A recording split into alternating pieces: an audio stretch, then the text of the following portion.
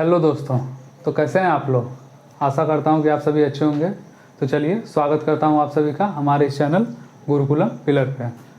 तो दोस्तों, जैसा कि हमने पिछले क्लास में पढ़ लिया था एलिमेंट क्या होते हैं, ठीक। तो आज हम पढ़ेंगे classification of element.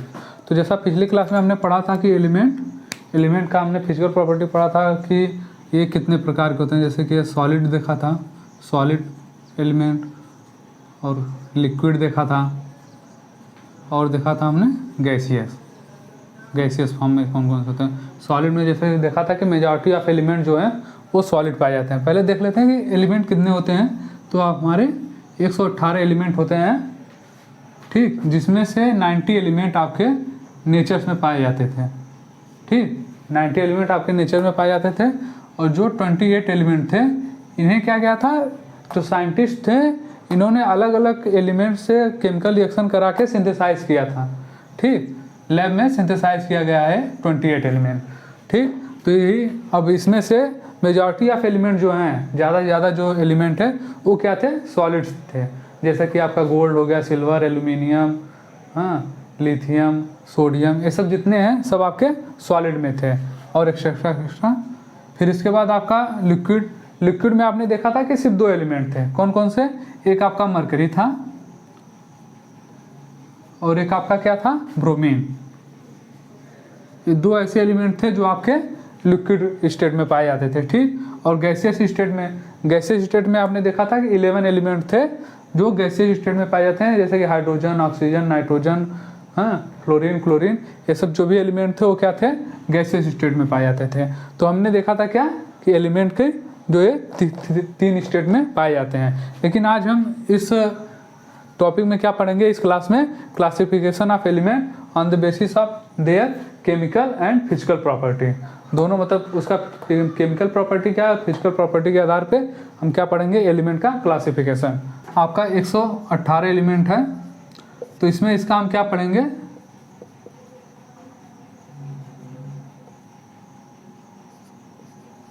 Chemical and physical property. Chemical and physical property के आधार पर इसे कैसे क्लासिफाई किया गया है, ठीक। के आधार पर कैसे क्लासिफाई किया गया था, केमिकल एंड फिजिकल प्रॉपर्टी के आधार पर इसे तीन टाइप्स में विभाजित किया गया है। पहला आपका क्या हो जाएगा, मेटल।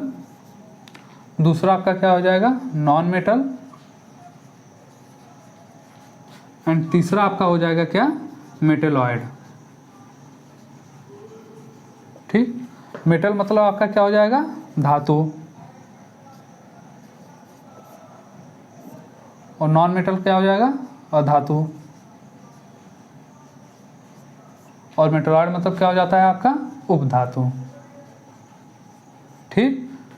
तो केमिकल एंड फिजिकल प्रॉपर्टी के आधार पर जितने भी आपके एलिमेंट है उसे कितने भागों में विभाजित किया गया है, 3 भागों में। पहला आपका हो गया मेटल, धातु। दूसरा आपका हो गया नॉन मेटल, अधातु। और तीसरा आपका हो गया मेटेलॉइड यानी उपधातु, ठीक। तो अब हम इस क्लास में क्या पढ़ेंगे, क्लासिफिकेशन देख लिए कितने प्रकार का होता है। तो अब इस क्लास में हम क्या पढ़ेंगे, किसका प्रॉपर्टी पढ़ेंगे हम, मेटल का, कि मेटल क्या होता है, ठीक।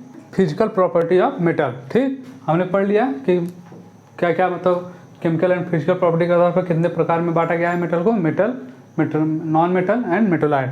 तो अब हम इसमें क्या पढ़ेंगे, फिजिकल प्रॉपर्टी ऑफ मेटल यानी धातु की हम क्या पढ़ेंगे, फिजिकल प्रॉपर्टी, ठीक। तो पहला हम देख लेते हैं, पहला क्या है, मेटल्स आर मैलिएबल। मैलिएबल का मतलब क्या हो गया, मेटल्स आर मैलिएबल। मैलिएबल का मतलब क्या है कि जो टूटे ना। जैसा कि अगर हम ये ले रहे हैं, हमारा मार्कर है, इसको अगर हम हथौड़े से तोड़ेंगे, इस पर अगर हम हथौड़ा मारेंगे तो ये क्या हो जाएगा, ये 2 भागों में टूट जाएगा, कई भागों में टूट जाएगा, अलग अलग हो जाएगा। लेकिन अगर मेटल है, मेटल पे अगर हम हथौड़ा मारते हैं तो वो टूटेगा नहीं, मेटल टूटेगा नहीं। क्या से वो मतलब पतला हो जाएगा, उस पर अगर हम हथौड़ा मारते रहेंगे वो पतला होता जाएगा, ठीक, प्रेस होता जाएगा, पतला होता जाएगा, लेकिन वो टूटेगा नहीं है। तो यही क्या है, मेटल आर मैलिएबल। मेटल कभी भी टूटता नहीं हो, उसे हम जितना भी मारेंगे वो पतला होता जाएगा, फैलता जाएगा लेकिन वो टूटेगा नहीं। उसको हम हथौड़े से मारते जाएंगे, वो टूटेगा नहीं। वो क्या से वो एक शीट के फॉर्म में कन्वर्ट हो जाएगा या फिर वो एक फॉयल के फॉर्म में कन्वर्ट हो जाएगा, लेकिन वो कितना भी हम उस पर हम हथौड़े से मार लें, कितना भी मार लें, वो टूटने वाला नहीं है। तो एक प्रॉपर्टी क्या हो गई, मेटल्स आर मैलिएबल। मेटल कभी भी टूटते नहीं हैं, वो क्या होते हैं, उसको हम कितना भी हथौड़े से मारेंगे वो उसका फॉयल बन जाएगा, वो शीट्स में कन्वर्ट हो जाएंगे, लेकिन वो टूटते नहीं हैं। इसमें ये भी देख लेंगे कि जो सारे मेटल हैं हमारे पीरियोडिक टेबल में या फिर हमारे नेचर में जितने भी मेटल हैं, मतलब सारे मेटल एक जैसे मतलब मैलिएबल नहीं होते हैं। मतलब कि जैसा अगर गोल्ड हो वैसा ही सिल्वर, वैसा ही अदर लिथियम सोडियम, ये सब एक जैसे मैलिएबल हो, तो ऐसा नहीं होता है। ठीक, कुछ ज़्यादा होंगे कुछ कम होंगे, ऐसे होता है। वही है, कुछ ऐसे होते हैं कि एकदम मतलब मोस्ट मैलिएबल होते हैं अदर्स, और सारे मतलब एलिमेंट की तुलना में कुछ ऐसे एलिमेंट होते हैं, कुछ ऐसे मेटल्स होते हैं जो ज़्यादा ही मैलिएबल होते हैं। जैसे कि एग्जाम्पल में देखेंगे हम, तो क्या आपका हो जाएगा गोल्ड एंड सिल्वर।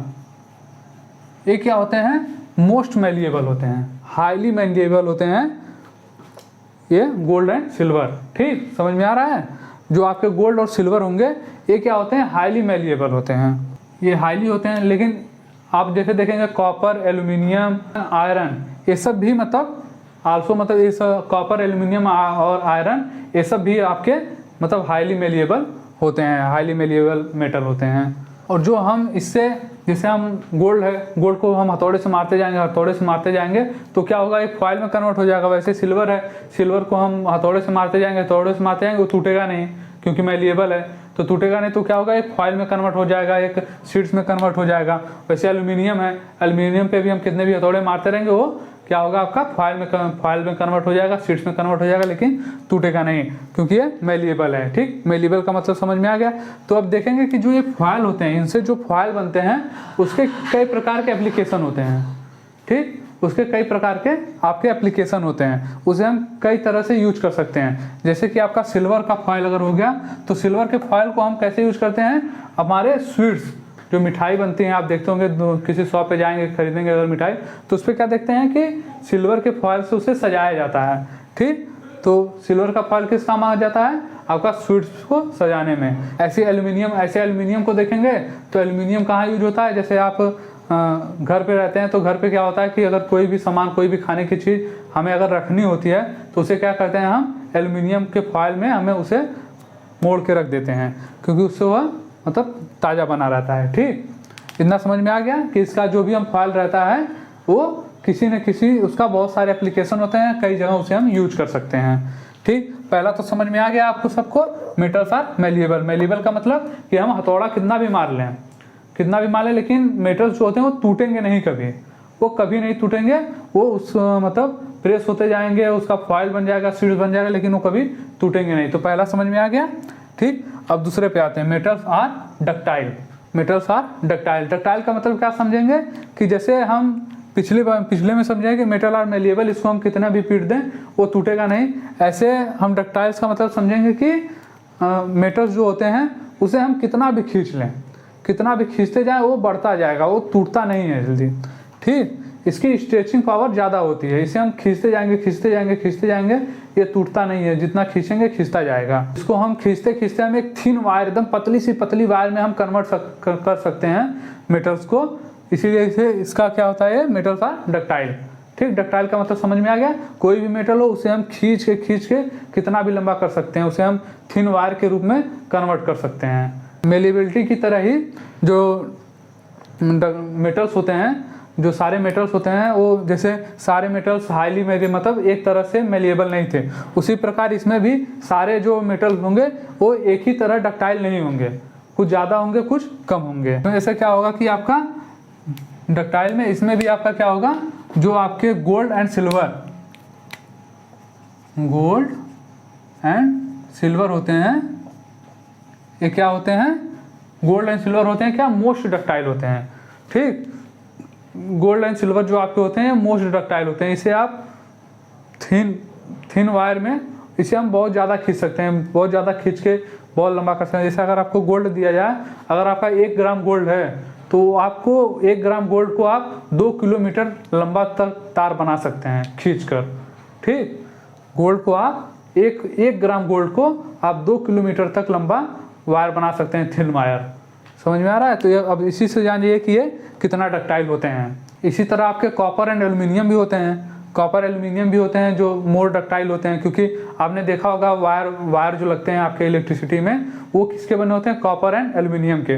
क्यों? क्योंकि इसमें अगर हम कम मेटल भी रहे ना, तो इसे हम खींच के थ्रो करके खींच के हम इसे कितना भी बड़ा कर सकते हैं। मतलब कैपेसिटी होती है, लेकिन हम इसे कितना भी बड़ा कर सकते हैं, एकदम पतले से पतले तार में कन्वर्ट कर सकते हैं। तो अब जान गए डक्टाइल मतलब क्या होता है, कि कोई भी मेटल है उसे हम खींच के हम उसे थिन वायर के रूप में कन्वर्ट कर सकते हैं। ये आपका हो गया मेटल्स आर डक्टाइल, समझ में आ गया। और तीसरा है आपका metals are good conductor of heat and electricity. मतलब जो मेटल्स होते हैं ये क्या होते हैं? बहुत अच्छे कंडक्टर होते हैं हीट के और इलेक्ट्रिसिटी के। ठीक, जैसे कि आप वायरिंग कर रहे हैं तो वायरिंग में हम कौन सा लेते हैं मेटल? कॉपर का लेते हैं, एल्यूमिनियम का लेते हैं। ठीक, अगर इसी जगह हम कोई बैड कंडक्टर ले लिए हैं, ठीक, तो क्या सही से इलेक्ट्रिसिटी पहुंच जाएगी? जैसे हम कोई मतलब यूज कर रहे हैं कोई हीटर वगैरह, या फिर हम टीवी यूज कर रहे हैं, उसमें हम बैड कंडक्टर का वायर यूज कर लिए, तो क्या सही से इलेक्ट्रिसिटी पहुंच पाएगी? सही से टीवी चल पाएगा? नहीं।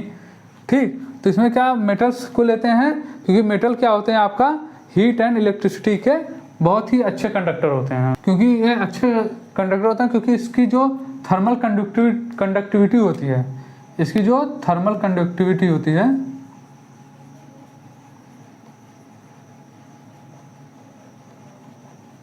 इसकी जो थर्मल कंडक्टिविटी है वो बहुत ज़्यादा होती है। और आपने एक और एग्जांपल देखा होगा कि हम जब घर में रहते हैं, मान लीजिए कोई पैन हो गया, पैन में पानी गर्म कर रहे हैं, ठीक, तो उसकी हैंडल रहती है, हैंडल पे देखते हैं कि एक कोई प्लास्टिक का कोई ना कोई कवर लगा रहता है पकड़ने के लिए। अगर वो ना लगा रहे तो क्या होगा कि हम पैन लिए हैं एल्युमिनियम के या किसी स्टील के पैन होते हैं, ठीक, उसको हम पकड़ लें। अब इसमें क्या लिखा है आपका? Metal are good conductor of heat and electricity. तो हम नीचे से हीट दे रहे हैं, तो क्या होता है, हीट पूरे मतलब स्टील रहेगा, स्टील का पैन रहता है, तो हर पूरे मतलब सरफेस तक उसका हीट पहुंच जाता है। मतलब कंडक्टिविटी अच्छी है तो हर मतलब जहाँ देखेंगे उसके हैंडल तक भी हीट आ जाएगा। तो अगर उसमें आप कवर नहीं लगा रहेगा प्लास्टिक का, तो क्या होगा, आपका हाथ जल जाएगा। ठीक, तो इसमें क्या होता है, थर्मल कंडक्टिविटी इसकी अधिक होती है, जिससे कि आपका मेटल जो होता है उसमें हीट और इलेक्ट्रिसिटी का अच्छा कंडक्टर माना जाता है। ठीक, तो आपका इसमें क्या हो गया कि silver is the best conductor of heat and electricity. Heat and electricity का जो बेस्ट कंडक्टर है उसे किसे माना गया है? सिल्वर को। वहीं पर अगर सेकंड लें, सेकंड ऑप्शन में, तो सेकंड ऑप्शन में क्या आपका आ जाता है? कॉपर। ठीक, copper is the second best conductor of the electricity and heat.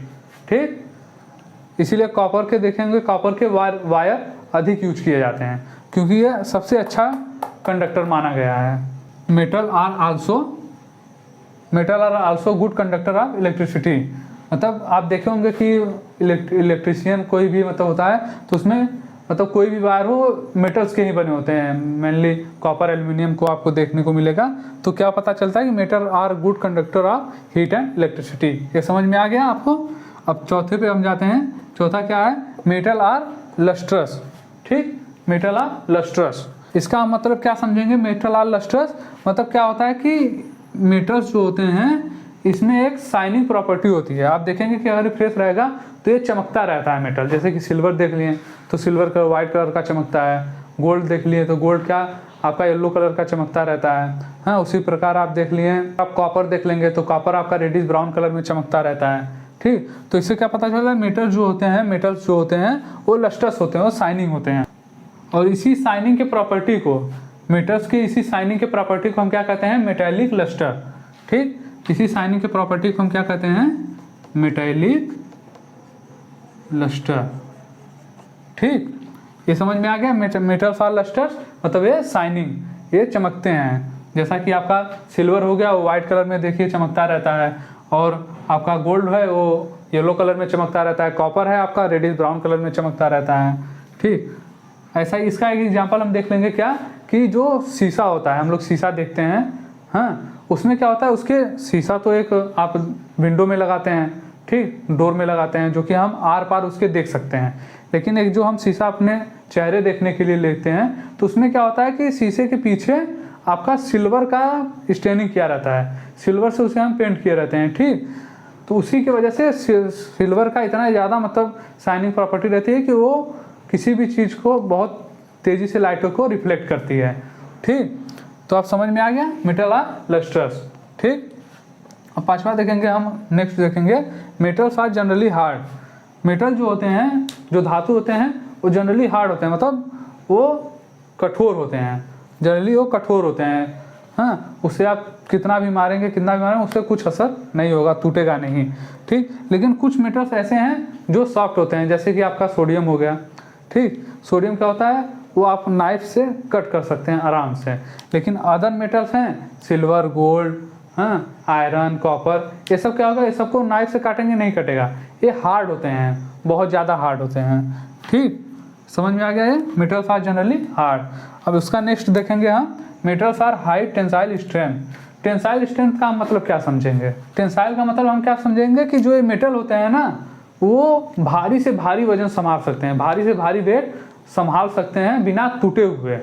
मतलब इस पर हम, जैसे कि आप देखते हो ब्रिज बनाया जाता है, बस मेटल्स के ऊपर ही भरोसे होकर ब्रिज बनाया जाता है। कई ब्रिज आप देखे होंगे कि तार से बना दिए हैं, वो पड़ा रहता है, टूटता उठता नहीं है। या फिर घर बनाते हैं तो उसमें हम मेटल्स यूज करते हैं, आयरन यूज करते हैं, लोहे की छड़, ठीक। तो वही क्या है, metals are highly tensile strength, मतलब इसकी स्ट्रेंथ बहुत ज़्यादा होती है, बिना ब्रेक किए ये बहुत मतलब भारी से भारी वेट को सह सकता है, ठीक, बिना टूटे हुए भारी से भारी वेट को ये होल्ड कर सकता है, ठीक। ये आ गया समझ में आप सबको, metals are high tensile strength. फिर नेक्स्ट देखेंगे, नेक्स्ट मेटल की प्रॉपर्टी क्या होगी, metals are solid at room temperature. जो मेटल होता है वो सॉलिड होता है, मेटल जो होता है सॉलिड होता है एट रूम टेम्परेचर। बस एक एक्सेप्शन इसका है, इसका एक एक्सेप्शन आ जाएगा क्या, मरकरी, ठीक, इसका एक एक्सेप्शन आ जाएगा। Metals are solid at room temperature, जो मेटल होते हैं वो रूम टेम्परेचर पे सॉलिड होते हैं। लेकिन इसका एक बस एक आता है आपका एक्सेप्शन, मरकरी। मरकरी जो होता है वो रूम टेम्परेचर पे क्या होता है, लिक्विड फॉर्म में होता है। बाकी जितने भी आप मेटल देखेंगे सब वो होते हैं क्या, सॉलिड होते हैं रूम टेम्परेचर पे, ठीक। अब नेक्स्ट देखेंगे, metals generally have high MP and BP। MP का मतलब क्या समझेंगे, मेल्टिंग पॉइंट, BP का मतलब बॉइलिंग पॉइंट, ठीक। Metals generally have high melting point and boiling point. Melting point और बॉइलिंग पॉइंट से क्या समझेंगे कि ऐसा टेम्परेचर जिसपे हमारा मेटल्स क्या हो जा रहा है, मेल्ट हो जा रहा है, या फिर ऐसा टेम्परेचर जिसपे हमारा क्या हो जा रहा है, मेटल, ऐसा टेम्परेचर जिसपे हमारा जो भी मेटल है वो क्या हो जा रहा है, बॉयल होने लग रहा है, ठीक। तो इससे हम समझ गए मेटल्स जनरली है हाई, मतलब इसका जो मेल्टिंग पॉइंट और बॉइलिंग पॉइंट होता है वह बहुत हाई होता है, ठीक। अब नेक्स्ट हम देखेंगे, metals generally have high density. Metal generally have high density, मतलब जितने भी मेटल हैं सबके पास क्या होते हैं, हाई डेंसिटी होते हैं, डेंसिटी उसकी बहुत ज़्यादा होती है। बस कुछ मेटल्स को अगर हम छोड़ दें, जैसे कि आपका सोडियम और पोटेशियम हो गया, ठीक। सोडियम का हो गया, सोडियम को आप देखते हैं हल्का होता है, एकदम सॉफ्ट होता है, उसे हम चाकू से नाइफ से काट दे तो वो कट जाता है, वो बहुत सॉफ्ट होता है। इसलिए अगर हम सोडियम और पोटेशियम को छोड़ दें तो बाकी जितने भी आपके मेटल होंगे वो क्या होंगे, उसकी डेंसिटी क्या होगी, हाई होगी, ठीक। और नेक्स्ट हम देखते हैं, metals have silver and grey colour. जो भी मेटल्स होते हैं, जितने भी मेटल्स पाए जाते हैं हमारे नेचर में, तो उसके क्या होते हैं, उसका कलर जनरली क्या होता है, सिल्वर एंड ग्रे कलर। बस कुछ एक्सेप्शन है, एक्सेप्शन केमिस्ट्री में आपको बहुत देखने को मिलेगा, ठीक। Metals have silver and grey colour, ठीक। तो सिल्वर, लेकिन आपको वही कुछ एक्सेप्शन है, जो एक्सेप्शन में क्या आ जाएगा, जैसे आपका गोल्ड हो गया, गोल्ड, और आपका हो गया कॉपर रेडिश ब्राउन कलर होता है, गोल्ड आपका येलोइश कलर होता है। बाकी लगभग जितने आप देखेंगे मेटल सब क्या होंगे, सिल्वर कलर के होंगे या ग्रे कलर के होंगे। और नेक्स्ट हम देख लेते हैं क्या, मेटल्स आर सोनोरस। मेटल्स जो होते हैं सोनोरस होते हैं। सोनोरस का मतलब क्या समझेंगे, सोनोरस का मतलब समझेंगे, अगर मान लीजिए कोई मेटल है उस पर हम किसी चीज़ से मार रहे हैं ना, तो क्या होगा, टन की आवाज़ करेगा, वो कुछ आवाज़ करेगा, टन ऐसे करके कुछ आवाज़ करेगा, उसी को हम क्या कहते हैं, सोनोरस प्रॉपर्टी। ठीक, तो मेटल आर सोनोरस। सोनोरस का मतलब समझ गए, जैसे कि आप मंदिरों में देखते हैं घंटा लगा होता है, उसे हम मेटल के ही बने रहते हैं, उसे हम मारते हैं तो क्या करता है, टन की आवाज़ करता है। ऐसे ही कई सारी चीज़ें हैं जो मेटल से बनी होती है, अगर उसे आप मारेंगे कुछ करेंगे तो क्या करता है, टन की आवाज़ करता है। इसी प्रॉपर्टीज़ को क्या कहते हैं, सोनोरस। तो मेटल्स आर सोनोरस, मतलब मेटल्स जो होते हैं वो सोनोरस होते हैं। ठीक, समझ में आ गया इतना। अब एक बार जल्दी जल्दी बता देता हूँ क्या होते हैं। मेटल्स आर मेलिएबल होते हैं, metals are ductile, metals are good conductor of heat and electricity because it है thermal conductivity, it has more thermal conductivity. Metals are lustrous, मतलब इसमें शाइनिंग प्रॉपर्टी होती है। Metals are generally hard, metals बहुत hard होते हैं। Metals are high tensile strength, मतलब इसका होल्ड करने की कैपेसिटी इसके पास बहुत ज़्यादा होती है। Metals are solid at room temperature, mercury को छोड़ के। ठीक, metals are generally have high melting and boiling point, metals generally have high density, metals have silver and grey colour. ठीक, metals have silver and grey colour and metals are sonorous. ठीक, इतना समझ में आ गया। ये पूरा आपका हो गया क्या, फिजिकल प्रॉपर्टीज ऑफ मेटल। ठीक, अब नेक्स्ट क्लास में हम देखेंगे physical properties of non metal, या ऐसे फिजिकल प्रॉपर्टीज ऑफ मेटलॉइड, ऐसे हम अगर नेक्स्ट वीडियो में देखते जाएंगे। ठीक, तो पढ़ते रहिए। ठीक, अगर कोई भी डाउट हो, किसी भी तरह का डाउट हो, अलग चैप्टर के अकॉर्डिंग अगर आपको डाउट है, या इस चैप्टर के अकॉर्डिंग डाउट है, कुछ भी डाउट हो आपको, या फिर लाइफ के बारे में कोई अगर डाउट है तो आप हमसे कंसल्ट कर सकते हैं। कुछ भी हो आप पूछ सकते हैं, हम आपको उसका जवाब जरूर से ज़रूर देंगे। तो पढ़ते रहिए। ठीक, और पढ़िए क्यों, मतलब पढ़ना क्यों है, बस ये जान लीजिए। पहला अपना एक गोल क्लियर कर लीजिए कि हम पढ़ क्यों रहे हैं। ठीक, बाकी हम वीडियो लाते रहेंगे, अभी धीरे धीरे आपके लिए मोटिवेशनल वीडियो भी लाते रहेंगे, पढ़ाई के एजुकेशनल के पर्पज़ से भी लाते रहेंगे। ठीक, तो पढ़ते रहिए और ज़्यादा से ज़्यादा शेयर कीजिए वीडियो को, ताकि और लोग जिसको ज़रूरत हो वो देख सकें। तो चलिए, धन्यवाद।